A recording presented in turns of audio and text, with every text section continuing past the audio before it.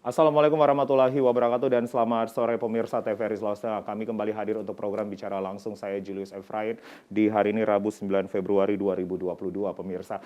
Waspada lonjakan kasus COVID-19 varian Omikron ini akan menjadi topik pembahasan kita selama kurang lebih 1 jam. Data terkini yang kami dapatkan per 1 Februari hingga hari ini, di 9 Februari ada 67 kasus baru di Palu, 20 kasus ini kemudian baru saja dirilis di 9 Februari. Kalau untuk Sulteng sendiri ada 43 kasus hari ini dan 20 kasus diantaranya di Palu. Apa yang kemudian terjadi dengan lonjakan kasus COVID-19 varian Omikron di Palu? Apakah ini kita bisa mengistilahkan dengan gelombang ketiga atau third wave begitu?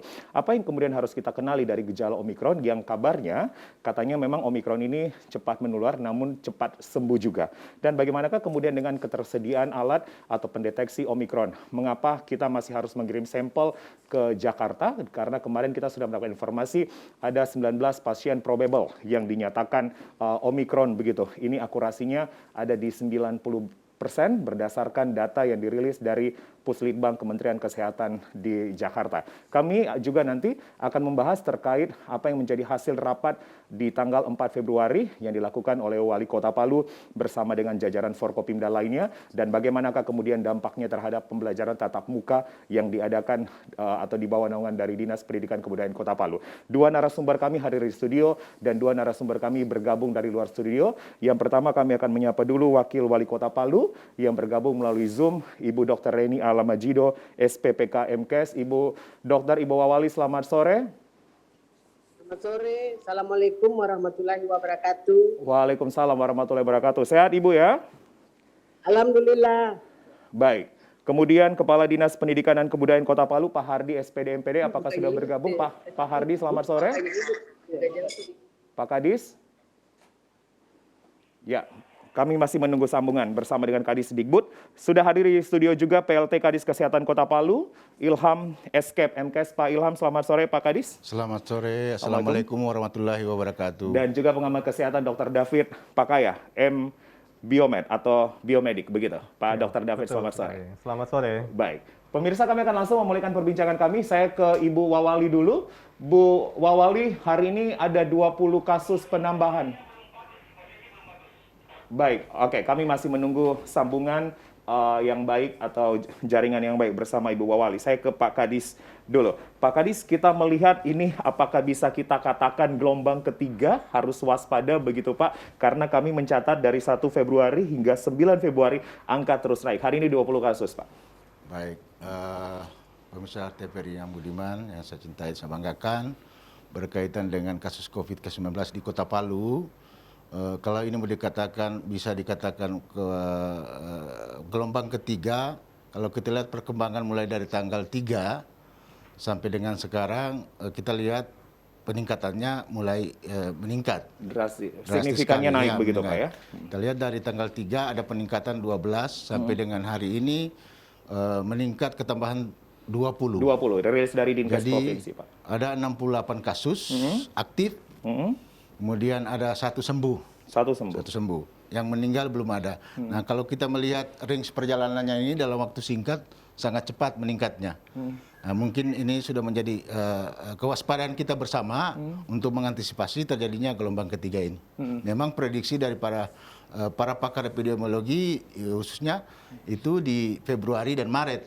Kita sendiri sebelumnya ya pada minggu kedua ketiga. Oke, jadi kajian epidemiologi pakar mengatakan bahwa gelombang ini atau puncak ini akan terjadi di bulan Februari hingga Maret. Begitu Pak Kadis. Siap. Dan ini termasuk Kota Palu juga harus mewaspadai. Ya. Kota Palu melalui pemerintah Kota Palu oleh Bapak Wali Kota dan Ibu Wakil Wali Kota langsung pada tanggal 3 terjadi peningkatan 12 itu, tanggal 4-nya langsung melakukan pertemuan dengan sejajarannya sehingga mengambil keputusan. Memang kita di Kota Palu kita ketahui bahwa sesuai dengan instruksi Mendagri nomor 7 tahun 2022 tanggal 31 Januari bahwa Kota Palu dinyatakan level 1. Level 1. Tapi melihat perkembangan pada kasus di tanggal 3 itu meningkat 12 sehingga Bapak Wali Kota Palu dan Wakil Wali Kota Palu langsung memerintahkan untuk melakukan pertemuan untuk mengantisipasi kondisi COVID-19 khususnya di Kota Palu. Baik, Pak Kadis ditahan karena saya akan langsung membahas bersama Wakil Wali Kota Palu, Ibu Dr. Reni, pertemuan tanggal 4 Februari, apa yang menjadi hasilnya, Ibu? Dikarenakan ada 12 kasus penambahan di tanggal 3, kemudian tanggal 4 secara urgensi langsung diadakan rapat, Bu, di ruang rapat kerja Wali Kota. Ya, yang pertama Pak Wali Kota langsung membuat sesuatu surat edaran seluruh kepada masyarakat.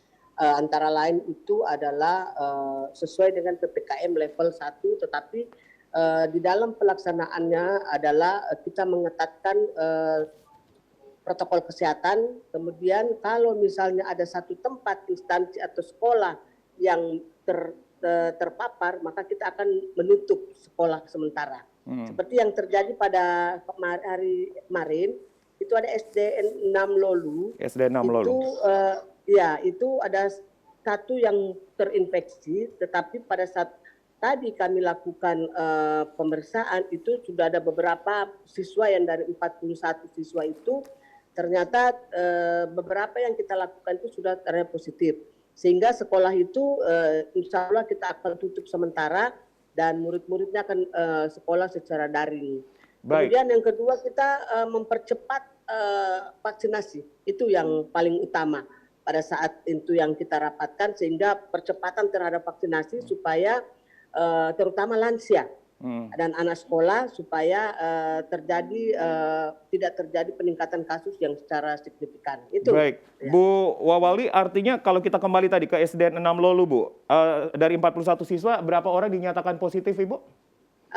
Tadi itu baru yang hadir itu ada 4 yang positif. 4 positif. Jadi yang kita lakukan, jadi kita masih melakukan lagi besok, kemudian kami kita sudah tidak memasukkan sekolahnya lagi supaya tidak terjadi peningkatan kasus yang signifikan.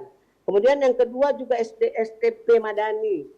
SMP Madani tadi itu kita sudah lakukan juga penelusuran di sekolahnya, sehingga nanti kalau misalkan kita sudah mendapatkan hasil yang ini, kita juga akan menutup sekolahnya untuk sementara dan kita lakukan pembelajaran secara daring. Baik. Ya, itu barangkali. Ya, Bu, yang terakhir sebelum saya ke Dr. David, Bu, probable-nya Omikron ya, Bu?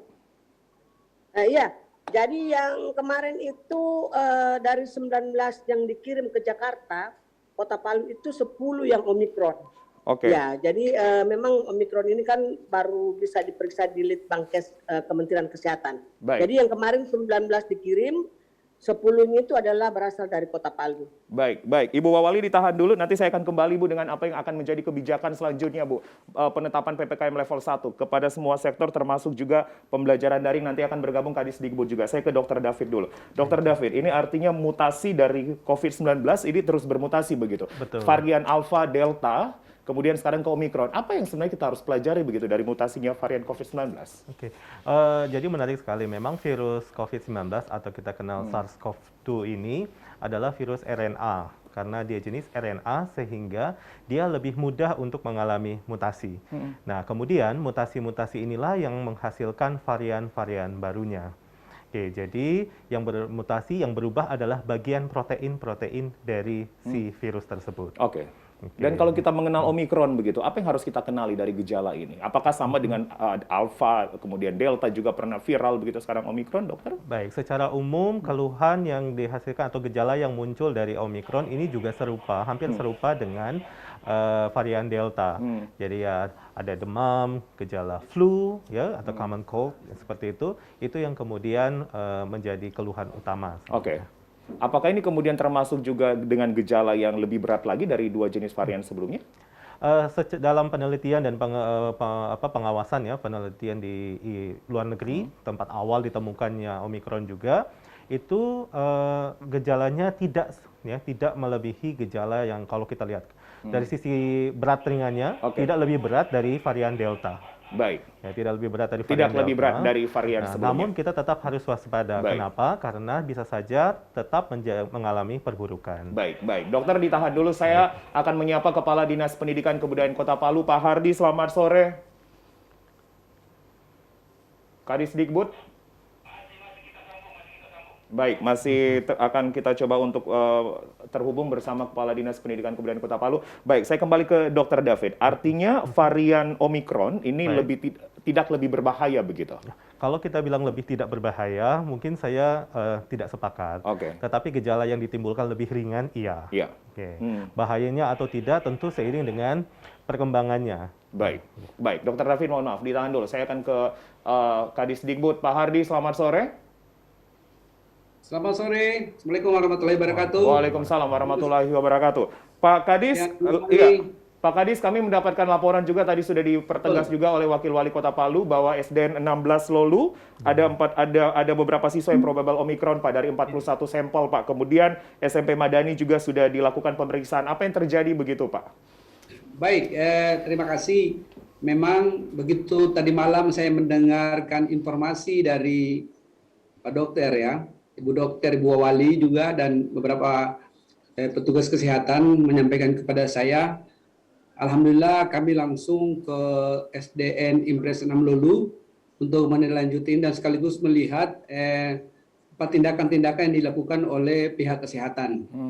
Nah, kemudian beberapa hal yang perlu kami sampaikan bahwa kita memberikan penguatan dan semangat kepada anak-anak yang sempat hadir bahwa ini adalah virus ini kita harus hindari, bagaimana kita hidup sehat ya.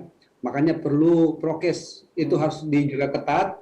Kemudian anak-anakku sekalian mohon tetap menggunakan masker ketika berada di kelas atau beraktivitas maupun keluar lingkungan kelas itu. Nah, kita mengharapkan kepada guru-guru supaya betul-betul menjaga prokes baik itu untuk lingkungan guru maupun kepada anak-anak didiknya. Nah, selain itu kami sudah melihat aktivitas itu memang betul disampaikan tadi Ibu Wali. Kami sudah menyampaikan kepada kepala sekolah dan pihak orang tua yang sempat hadir pada saat itu bahwa kita memang memberikan kesempatan kepada sekolah untuk pembelajaran jarak jauh atau pembelajaran daring. Nah, olehnya itu saya mohon kepada semua sekolah, artinya prokes kesehatan itu protokol kesehatan itu betul-betul dijaga ketat. Baik, berapa lama Pak Kadis pembelajaran daring akan dilakukan di satuan sekolah yang probable Omikron? Baik, kita melihat dulu 1 minggu ini ya, masa inkubasinya juga kan 10 hari, kita melihat dulu 1 minggu ini, kira-kira itu akan diintervensi terus oleh Dinas Kesehatan ya. Nah, kemudian tadi siang juga saya juga mendapatkan, ini bagusnya, terima kasih banyak para petugas kesehatan luar biasa informasinya, dan langsung cepat informasi itu ke kami. Kami selalu diingatkan, terima kasih Bu Wali. Bu Wali betul-betul cepat tangkap sekali dengan ini, sehingga informasi semua ini saya dengarkan dari Ibu Wali kalau bukan Dr. Rahmat. Nah, alhamdulillah ya, sudah juga dilakukan tindakan di sana di SMP Madani, dan sekaligus juga saya bicara dengan kepala sekolahnya, sahabat saya Pak Supriyadi, bahwa juga melakukan tindakan yang sama seperti yang dilakukan di SDN Negeri di SDN Impres 6 Lolu. Baik. Ya, saya kembali ke Wakil Wali Kota Palu, Bu Dokter. Ya. Selain sekolah apa yang kemudian akan menjadi pusat konsentrasi, Bu? Untuk selanjutnya diambil sampel atau tindakan selanjutnya, Bu? Ya, jadi termasuk nanti tempat-tempat umum, kafe-kafe, itu juga akan kami lakukan operasi justisi selama 3 kali 1 per hari, tempat-tempat umum. Kenapa? Karena kita harus melakukan disiplin terhadap protokol kesehatan. Jadi itu menjadi fokus kita. Kemudian bandara juga kita bekerja sama dengan KKP untuk mengantisipasi kalau ada hal-hal yang observasi daripada pasien-pasien yang pada saat tiba itu ada hal-hal yang kita takutkan, sehingga itu semua kita lakukan. Kemudian yang ketiga, kita akan membuat satu namanya isolasi terpadu. Ya. Kenapa harus ada isolasi terpadu? Karena sebagian besar nantinya kalau kita lihat kasus Omikron ini, sebagian besar nanti adalah bentuk isolasi mandiri. Jadi kalau isolasi mandirinya yang tidak begitu tuntas, maka kita akan bisa membawa ke isolasi terpadu. Jadi itu yang kita fokuskan sekarang. Lokasi isoternya ada di mana saja, Bu, rencananya? Insya Allah kita sekarang ini yang pasti itu sudah ada di asrama haji dengan jumlah 86 tempat tidur. Itu yang kita akan persiapkan, tetapi itu akan ada lagi tempat-tempat lain karena Bapelkes sekarang ini sudah akan digunakan oleh teman-teman Dinas Kesehatan Provinsi. Baik Ibu Wawali. Saya kembali ke Kadis. Iya, oke, baik. Kami akan tahan dulu narasumber baik Ibu Wakil Wali Kota Palu ataupun juga Kadis Dikbud dan juga Kepala Dinas Kesehatan Kota Palu dan Dr. David Pakaya. Kita akan jeda dulu untuk mendengarkan kumandang azan maghrib untuk wilayah Kota Palu dan sekitarnya. Bicara langsung segera kembali.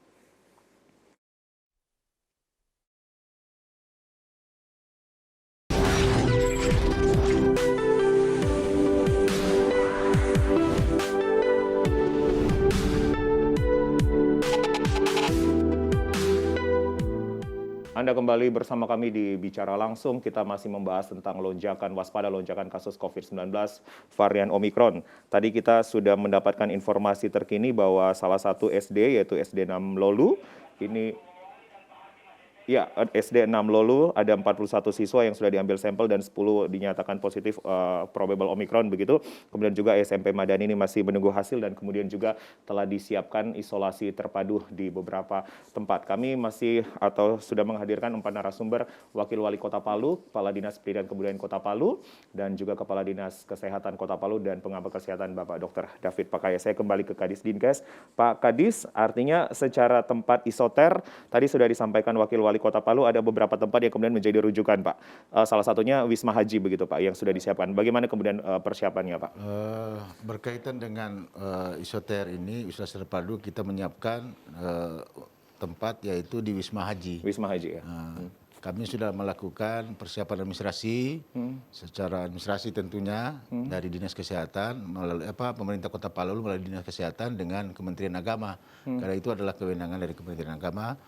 Kemudian kami selanjutnya menyiapkan tadi dari tempat tidur 80 segala sesuatunya harus kami siapkan, sarana prasarana yang dibutuhkan ya, berkaitan dengan sumber daya manusianya.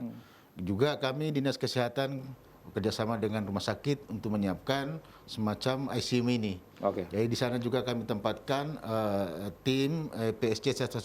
Nah, jadi semua ini kami sudah rapatkan untuk nantinya kita launching bagaimana itu isolasi terpadu di Wisma Haji. Kapasitas sendiri di Wisma Haji, Pak Kadis? Kapasitas 80 tempat tidur dipersiapkan. Kemudian kalau kan kita tahu persis bahwa ini sekarang ini terjadi banyak yang isman ya. Karena mengalami gejala tanpa gejala dan gejala ringan. Tentunya yang mengalami gejala sedang berat itu diharapkan untuk sebaiknya ke rumah sakit. Sebab rumah sakit di Kota Palu ada 7. Memang kalau berdasarkan data SIRS kemarin itu ada 520 tempat tidur. Jadi ini harapannya. Kemudian sekarang yang dirawat ada 10 yang dirawat. 10 pasien dirawat. Di rumah sakit mana, Pak Kadis? Yang ada di Kota Palu, yang ada di Samaritan, yang ada di... tersebar di beberapa rumah sakit. Oke, artinya dari bed occupancy rate-nya ini masih aman begitu ya, Bapak ya? Kalau bed occupancy rate-nya kita masih di bawah, masih 0,7%. 0,7% yang terpakai. Tentu harapannya kita bukan berarti kita menurunkan bor, tapi paling tidak dengan adanya isoter ini harapannya dengan orang yang tidak bergejala tadi dan yang bergejala ringan sebaiknya di isolasi terpadu atau di isolasi mandiri. Baik, diharapkan melakukan isolasi terpadu, ada Wisma Haji dan juga kemudian beberapa rumah sakit, bahkan tadi sempat dikatakan oleh Wakil Wali Kota di Bapelkes, namun Bapelkes ini adalah domainnya dari provinsi. Baik, saya kembali ke Dr. David. Dr. David, jadi sebenarnya gejala Omikron itu sebenarnya ringan begitu, dokter? Iya, kalau kita mau bandingkan dengan varian Delta lebih ringan dibandingkan varian Delta. Namun progres dari suatu penyakit itu kita tidak bisa lihat tentunya. Ada berbagai faktor yang mempengaruhi, misalkan dari imunnya atau adanya penyakit komorbid yang kemudian bisa memperberat kondisi-kondisi gejala yang muncul.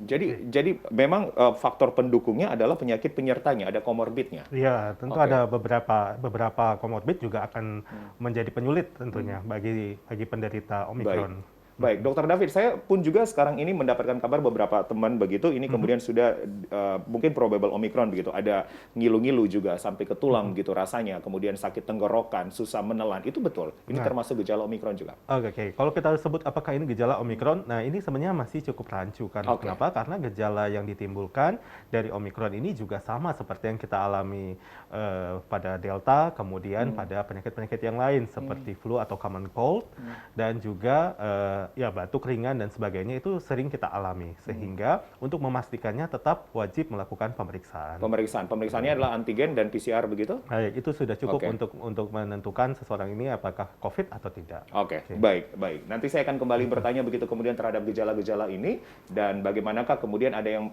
memberikan tanggapan begitu dokter. Sebenarnya Omikron cepat tertular, ya cepat menular begitu, namun cepat juga penyembuhannya begitu. Nanti dijawab oleh Dokter David. Saya ke Pak Kadis dikebut dulu, Pak Kadis, Pak Hardi. Nah, Pak Hardi mungkin masih menjalankan ibadah sholat maghrib. Oke, sudah. Baik, Pak Kadis. Sekolah-sekolah mana lagi Pak yang kemudian akan dilakukan tracing dan tracking begitu Pak selain SD dan SMP Madani tadi, SD 6?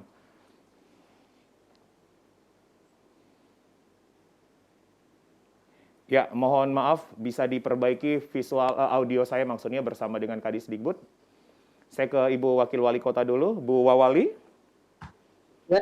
Ya, Bu Wawali, benarkah kemudian sekarang Pemkot menyatakan bahwa Palu berada di PPKM level 1? Ya, jadi sesuai dengan surat dari Inmendagri, instruksi Menteri Dalam Negeri, kita sampai tanggal 17 nanti itu akan ada evaluasi kembali. Jadi untuk sekarang kita masih mengikuti instruksi Menteri Dalam Negeri di dalam level 1. Namun di dalam pelaksanaan kami lebih ketat ya. Jadi memang lebih fokus dia. Sehingga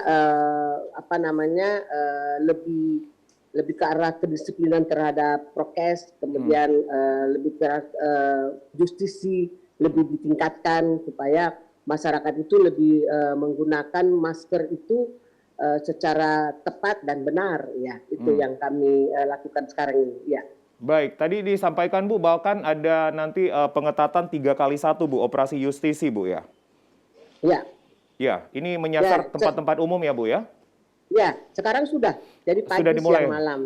Sudah dimulai. Jadi sejak tanggal 5 kemarin kita sudah melaksanakan karena ini adalah suatu hal yang sangat penting khususnya di Kota Palu. Ya, dan juga saya ingin menyampaikan kepada seluruh masyarakat bahwa kami punya namanya PSC, Public Services Center, yang mana Public Services Center ini adalah merupakan satu tempat yang untuk mendapatkan informasi.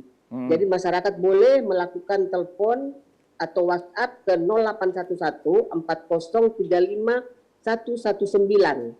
Jadi 0811 4035 119 supaya mendapatkan informasi misalkan kalau mau isoter di mana ataukah mau dijemput, mau diantar kemana atau mau membutuhkan rumah sakit yang akan dilakukan rujukan.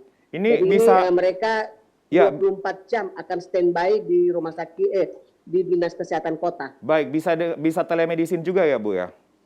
Ya, telemedicine. Telemedicine itu nanti lewat elektronik puskesmas. Oke. Jadi seperti Puskesmas Singgani dan Puskesmas Tangurara itu bisa langsung kita lakukan telemedicine. Jadi kalau dia tidak bisa datang akan dilakukan telemedicine terhadap pasiennya.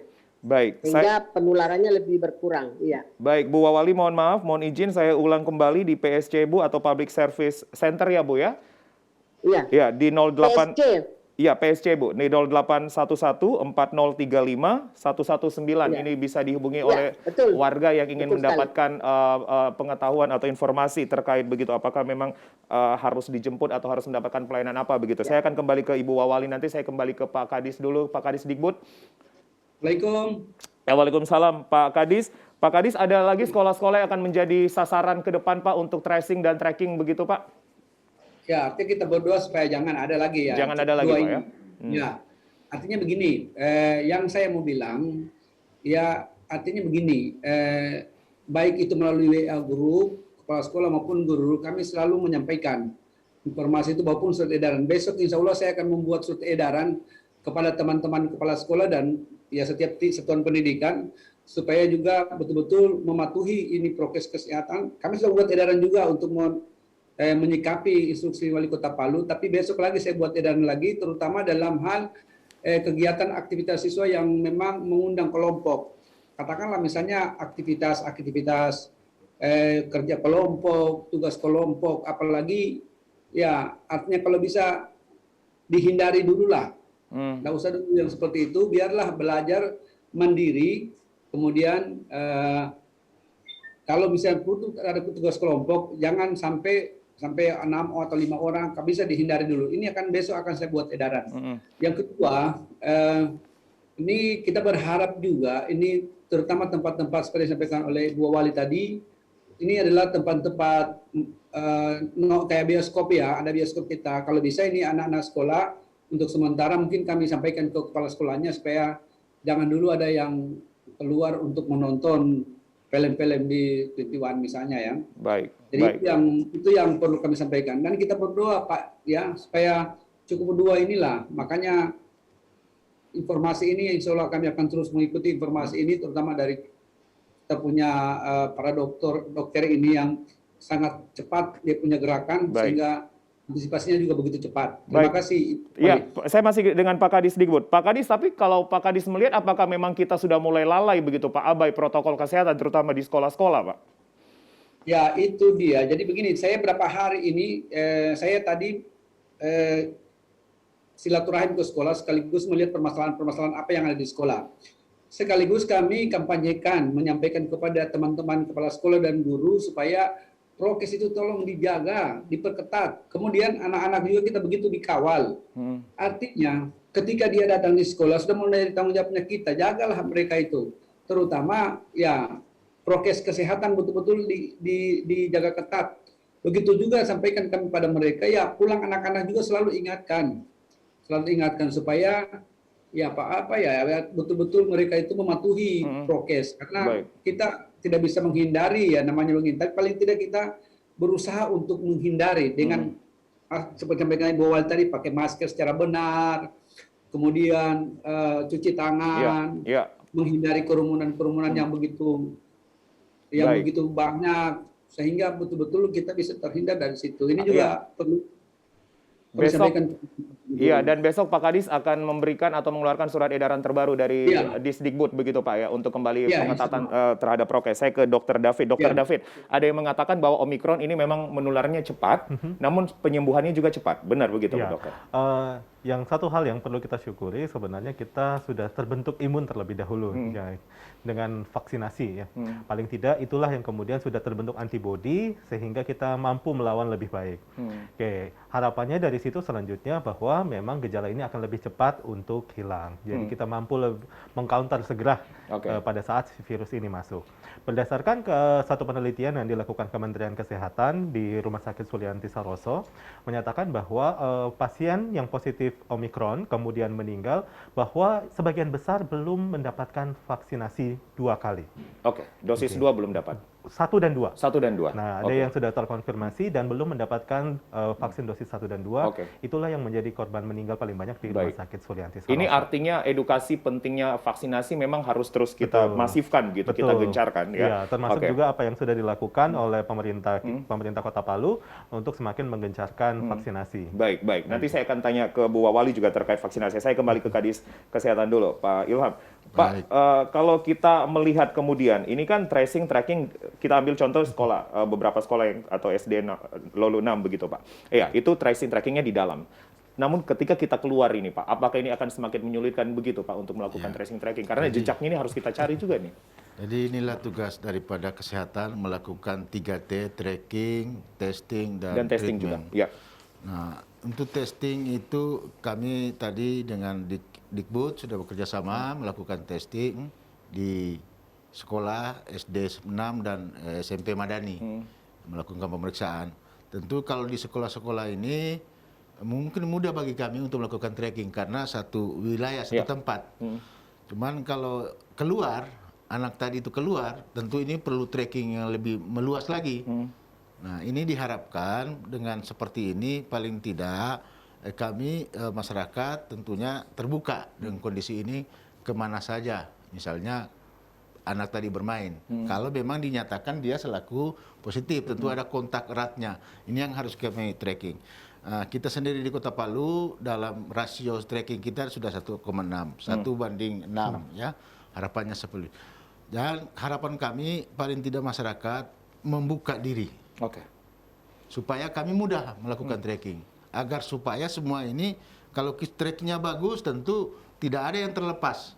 Itu harapannya.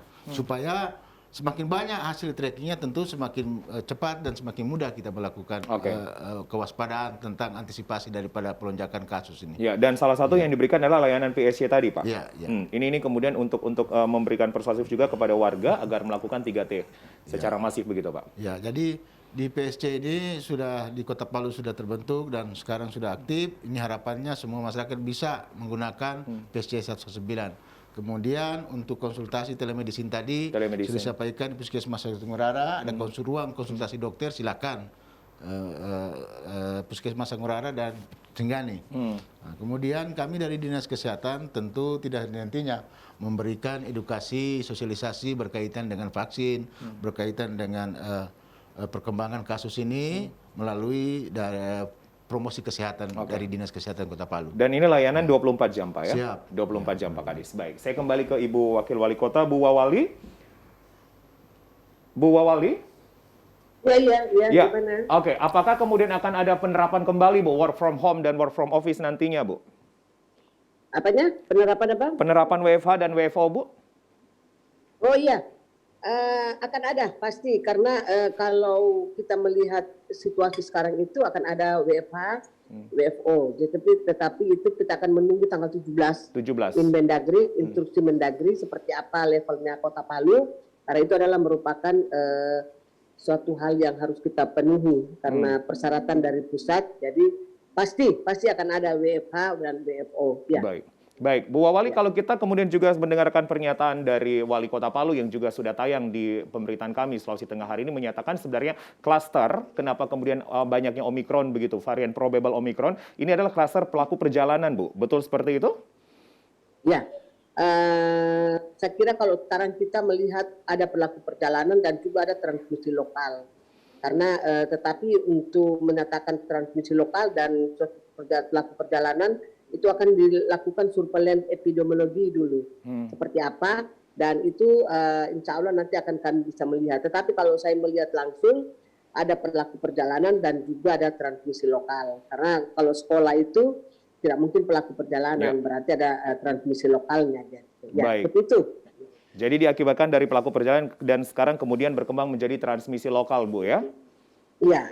Baik, pengetatan untuk pintu-pintu masuk ke Palu, Bu, juga ini akan jadi pembahasan ke depannya, Bu, bandara, pelabuhan, dan juga terminal? Iya, untuk saat ini kita baru bandara, tetapi pelabuhan dan terminal belum kita ketatkan. Kita mengetatkan prokes, tetapi belum ada pembatasan sesuai dengan yang dilaksanakan yang lalu-lalu. Tetapi insya Allah kalau akan terjadi peningkatan kasus juga nanti itu kita akan pembicaraan kembali. Baik. Tapi kalau bandara pasti dan pelabuhan. Dan tetap jadi kita nanti akan menunggu Inmendagri, Bu, di 17 Februari, Bu ya, yang kemudian akan menjadi tetapi kami sudah tidak langsung menunggu Inmendagri-nya. Kita sudah melakukan antisipasi baik bandara, terminal maupun pelabuhan. Sudah ada antisipasi dari KKP yang bekerja sama dengan teman-teman Dinas Kesehatan maupun puskesmas maupun terminal-terminal yang ada di Kota Palu. Itu sudah langsung langsung dievaluasi, observasi oleh teman-teman puskesmas. Tetap kita pengetatan di situ, ya. Baik, Bu. Saya nanti akan masih kembali dengan Ibu dan juga Kadisdikbud. Saya ke Dr. David dulu. Dr. David, sudah ada yang kemudian mengatakan 2 kali vaksin, dosis 1, dosis 2, bahkan sudah booster. Tapi masih kena juga. Itu kenapa kemudian begitu, dokter? Jadi tetap semua orang memiliki risiko. Masih tetap memiliki risiko untuk terinfeksi si virus Omikron ya, varian Omikron ini.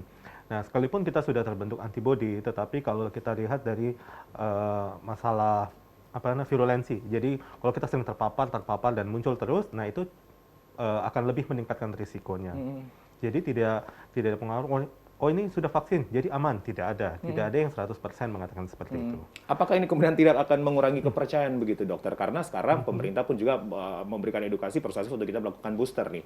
Ya, ini apakah kemudian tingkat kepercayaan kita booster juga masih bisa punya resiko juga nih kena? Ya, tapi harus diingat oleh masyarakat bahwa saat kita diberikan vaksin, kita akan terbentuk antibodi. Oke, jadi antibodinya itu untuk melawan si virus ini. Paling tidak dari antibodi yang sudah terbentuk ini gejala yang ditimbulkan itu ringan dan kemudian harapannya adalah ini tidak sampai menimbulkan gejala yang berat. Oke, itu harapannya. Sekalipun memang ada beberapa yang sampai ke berat, nah itu bergantung dengan kondisi-kondisi yang lain. Misalkan tadi sudah sempat saya sebutkan ada komorbid. Comorbid. Kalau dokter menganalisa ini kejadian di anak-anak sekolah begitu, di kelompok usia mungkin 6 hingga 11 tahun, apakah ini juga bisa dikarenakan karena ada komorbidnya begitu, dokter? Oh tidak, sebenarnya kalau Ini dari beda saya ya? seperti berbeda. Kalau menurut saya seperti ini ya, dari apa yang kemudian kita baca berdasarkan hasil penelitian, karena varian Omicron ini memiliki perubahan dari 34 protein dari si virus ini. Nah, kalau yang varian Delta itu kurang lebih hanya 8 protein yang berbeda, dan ini berubah lagi jadi 34 proteinnya. Nah, sebenarnya kalau kita lihat di varian Delta, anak-anak itu lebih cenderung untuk lebih rendah risikonya karena tidak adanya reseptor S yang kurang untuk menangkap si virus. Nah, mungkin saja si varian Omicron ini kemudian berubah dan bisa menyerang sekalipun reseptor itu sedikit pada anak-anak. Nah, itu jadi yang ada 34 protein begitu? Ya, 34 protein yang berbeda itu, nah itu bisa saja menimbulkan berbagai macam gejala. Nah, itu yang bisa mempercepat peningkat risiko tertular, dan kemudian gejalanya mungkin memang lebih ringan, nah tetapi risiko kepada anak-anak justru akan lebih cepat juga. Baik. Saya ke Pak Hardi, Pak Kadis. Pak Kadis Dikbud. Pak, ya. Halo, ya. Assalamualaikum. Waalaikumsalam. Pak Kadis, kalau kita kemudian melihat begitu Pak, sekarang ada temuan di satu sekolah begitu Pak, dan kemudian ini ada satu sekolah SMP Badari yang masih menunggu hasil begitu. Apakah kemudian juga ini dikarenakan vaksinasi Pak? Ya, jadi sekarang kita genjot terus vaksinasi. Ya, khususnya di usia untuk anak SD ya. Beberapa hari ini juga salah satu kunjungan kami ke sekolah melihat antusias siswa SD dan orang tuanya mengikuti vaksin itu. Tapi memang tantangan sih banyak, tetapi kita tidak pernah surut semangatnya kita terus sosialisasi. Seperti yang di SDN kemarin di Lolu itu sebenarnya melaksanakan vaksinasi kemarin itu. Bahkan orang tuanya itu membawa sendiri anaknya ketika orang tuanya anaknya tidak mau divaksin. Ketika disampaikan oleh kepala sekolahnya, ternyata juga anak yang tadi tidak mau divaksin, dia datang sendiri mau divaksin. Ini memang ada keinginan untuk mau vaksin. Nah, olehnya itu kami mungkin saat ini kami akan terus menggenjot itu vaksinasi dengan memberikan edukasi, kemudian pemahaman, dan tentunya tidak bosan-bosanlah menyampaikan kepada orang tua siswa melalui kepala sekolah ya dan guru-gurunya. Pak Kadis, ketika ada orang tua yang tidak mengizinkan anaknya untuk divaksin, Pak, apa yang akan menjadi tindakan dari Dinas Pendidikan Kebudayaan? Ya, ada beberapa upaya kita. Yang pertama adalah menyampaikan dengan informasi-informasi positif, mengedukasi mereka sehingga mereka bisa ikut kegiatan vaksinasi itu. Tapi terserang juga kita tidak bisa memaksakan, tetapi paling tidak di dalam kegiatan ini mereka melihat ternyata divaksin ini anaknya kok tidak apa-apa ini itu. Nah, sehingga upaya istilahnya kalau orang kita bilang dibujuk mereka. Dibujuk. Artinya disampaikan dengan cara kita mengedukasi seperti apa sehingga mereka mendapatkan pemahaman. Karena begini, memang tantangan kita ketika informasi-informasi yang lain mereka dengarkan dari segala segi ya, kita juga. Nah, ini tugasnya kita bersama untuk menyampaikan itu pemahaman kepada mereka itu. Baik, di edaran yang akan besok dirilis dari Disdikbud, apakah juga akan mengatur vaksin Pak selain prokes tadi? Ya, termasuk juga vaksin. Ada beberapa poin. Yang pertama juga melarang, artinya kalau bisa melarang siswa untuk kerja kelompok. Kedua untuk keluar seperti menonton. Itu dikurangi. Jadi perlu kontrol pihak sekolah. Sekaligus kontrol orang tua itu sendiri. Baik Pak Kadis. Saya kembali ke Dinas Kadis Kesehatan Pak Ilham. Kalau melihat vaksinasi kita, ini di angka berapa Pak persentasenya Pak? Untuk pelaksanaan vaksinasi kita di Kota Palu, sekarang ini sasaran kita kan ada 21.459 yang menjadi target vaksinasi kita. Kemudian untuk dosis pertama di Kota Palu sekarang ini sudah mencapai 95,8%. Oke. Kemudian untuk dosis kedua sudah 66,5%. Persoalannya lagi di lansia. Nah, di lansia kita masih 47,5% dan dosis pertama dan dosis kedua itu 37,4%. Oke, jadi masih di bawah target Artinya pencapaian. masih target sedang, belum memadai. Ada indikator terbatas, sedang, dan memadai. Oke. Tentu harapannya mari kita sama-sama seperti tadi katakan mengedukasi sebagaimana disampaikan oleh Menteri Kesehatan kemarin saya mengikuti Zoom bersama Kapolda dan Rem. Mari kita mengetuk, artinya mengetuk hati nurani saudara-saudara kita untuk mau divaksin. Apapun itu, karena vaksin ini jangan kita takut. Karena sudah melalui proses penelitian. Dari BPOM. Nah, kita hanya mungkin mendengar sesuatu Ya. yang sekiranya tidak bisa dipertanggungjawabkan karena kondisi bla bla, sehingga kita membuat rasa takut, cemas. Oke. Seperti itu. Baik. Untuk persentase vaksin 6 sampai 11 tahun, Pak, anak usia anak? Untuk Kota Palu memang masih, Masih di rendah. peringkat rendah. Masih rendah, Nah, Pak. tapi Baik. besok hari Jumat itu ada kegiatan serbu vaksin Di hari yang Jumat, Pak? Ya, Oke. dilaksanakan oleh TNI. Baik. Di 4 sekolah. Oke. Itu akan turun langsung dari Pangdam kalau tidak salah di sekolah SD 3, SDN 4 dan sekolah SDN 7 dan 13. Baik, SDN 3, 4, 7, dan 13, Pak. Ada serbu vaksin. Direncanakan hari Ya. Jumat oleh Hari TNI Jumat. dihadiri oleh Pangdam. Baik, Jumat lusa ya Pak Iya, Kadis ya. siap, ya. Baik, saya ke Bu Wakil Wali Kota, Bu Wawali. Bu Wawali. Ya, gimana? Ya, Ibu, vaksin lansia ini masih di kategori sedang dan kemudian juga vaksin anak ini memang harus kembali ditingkatkan, Bu. Nanti di hari Jumat akan ada serbu vaksin, Bu, di 4 sekolah yang menjadi sasaran, Ibu. Bagaimanakah kemudian kita harus lebih belajar edukasi begitu, Bu, didapatkan untuk mari kita sama-sama untuk dilakukan vaksinasi, Bu, hingga 1, 2 bahkan booster. Ya, jadi kami turun-turun ke daerah-daerah, ke kelurahan. Kemarin saya menyapa juga kepada lansia-lansia yang ada kurang lebih 40 lansia yang dilaksanakan di Kelurahan Ujuna.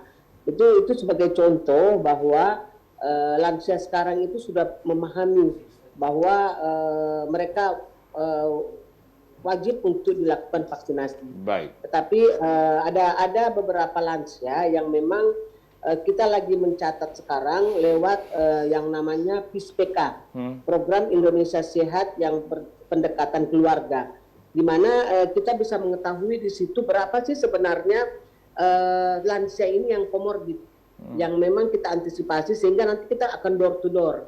Jadi ini langkah-langkah yang kita lakukan karena kadang-kadang ada lansia yang merasa dirinya komorbid, dia tidak akan mau divaksin. Nah itu. Iya, seperti itu kalau lansia. Tetapi kita segala macam cara bekerja sama dengan TNI Polri itu melaksanakan vaksinasi percepatannya supaya terjadi herd immunity Kota Palu itu jauh lebih bagus. Baik, termasuk kekebalan komunitasnya. Termasuk ke anak-anak juga ya, Bu ya?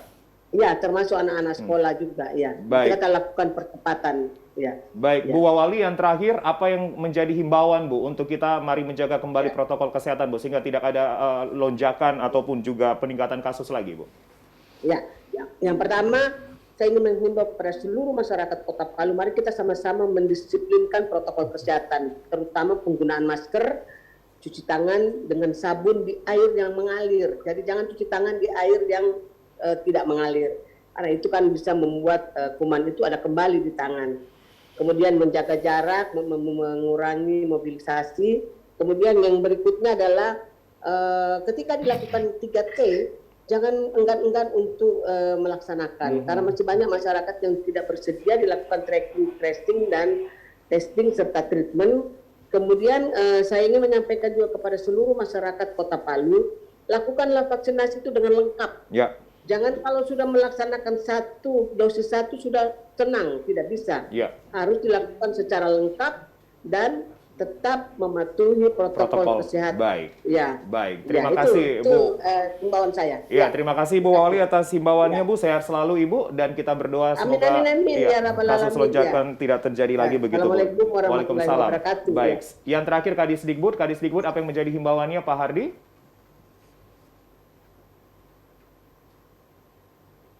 Pak Hardi, apa yang menjadi himbauannya Pak, terutama untuk satuan pendidikan Pak? Ya, audio kami masih terganggu kembali bersama Pak Hardi, nanti bisa kembali diperbaiki teman-teman. Saya kembali ke dokter. Dokter, dari pengamat kesehatan sekali atau kajian epidemiologinya, dokter, apa yang harus kita lakukan, benar-benar lakukan, biar ini tidak kemudian juga menjadi penyakit baru lagi, menjadi tantangan baru lagi, begitu kita sudah capek begitu dokter dengan varian-varian sebelumnya, bahkan sekarang Omikron begitu lagi, apa yang harusnya kita pelajari bersama dokter? Iya, kalau kita sudah belajar banyak ini, Ya. dan saya justru sebenarnya ingin mengapresiasi langkah pemerintah Kota Palu terhadap munculnya varian Omikron ini dengan adanya melaksanakan 3T secara masif, kemudian harusnya juga didukung oleh masyarakat dengan melaksanakan protokol kesehatan yang secara ketat. Kemudian harapannya juga diikuti oleh fasilitas layanan kesehatan dengan menguatkan dari sisi 3S. Yaitu 3S atau space, staff, and staff. Kita ulangi, space, jarak, staff. Oh, bukan, space dari sisi ruangan.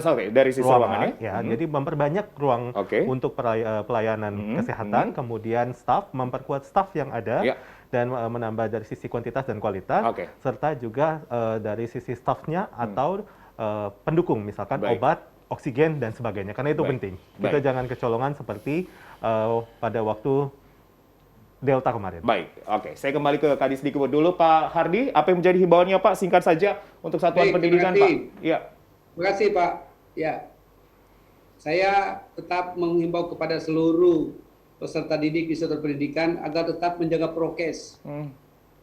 Prokes, kemudian mendorong cepat pelaksanaan vaksinasi ini. Untuk ketiga, tentunya mengharapkan kepada seluruh satuan pendidikan agar Satgas COVID yang ada di sekolah itu digalakan terus, hingga memantau pergerakan anak kita yang ada di sekolah. Tentunya himbauan kepada orang tua siswa, mari sama kita kerja sama, informasi kita bangun. Pak Kadisdikbud, terima kasih atas himbauannya, Pak. Kadisdinkes yang menjadi himbauan terakhir, Pak Ilham. Untuk menjaga atau kewaspadaan kita terhadap lonjakan kasus ini, mari kita sama-sama menjaga Kota Palu yang lebih baik ke depan, sehingga tidak terjadi lonjakan. Tentu kita semua, kami, 3 hal yang paling pokok, paling tidak tadi sudah disampaikan, betul-betul taat terhadap prokes, ayo vaksin, lengkap dan booster, dan tentu dari kesehatan menyiapkan segala sesuatunya seperti isolasi terpadu. Nah, kami Dinas Kesehatan ada tenaga kesehatan di wilayah yang melakukan tracking, dan ada juga di wilayah kelurahan, yaitu namanya tracer. Ini melakukan tracking kepada kontak erat, dan harapannya semua masyarakat bisa menginformasikan mobilisasi daripada yang terjadi kontak erat ini, sehingga kami lebih cepat mengatasinya. Artinya semua satgas, semua stakeholder sekarang bekerja bersama begitu, Pak Kadisdinkes. Terima kasih. Kami mengucapkan terima kasih banyak Kadisdikbud juga Pak Hardi ya sudah bergabung bersama kami, dan juga Wakil Wali Kota Palu Ibu Dr. Reni Alamajido, dan juga Kepala Dinas Kesehatan Kota Palu Pak Ilham. Terima kasih banyak sudah hadir di Bicara Langsung. Pak Dr. David Pakaya, terima kasih banyak. Mari sama-sama pemirsa kita menjaga protokol kesehatan, menjaga herd immunity kita begitu, kemudian juga meningkatkan vaksinasi sehingga kemudian herd immunity kita dapat terbentuk dengan baik. Dan inilah yang menjadi akhir dari dialog Bicara Langsung. Saya Julius Efrain pamit. Wassalamualaikum warahmatullahi wabarakatuh. Selamat malam. Sampai jumpa.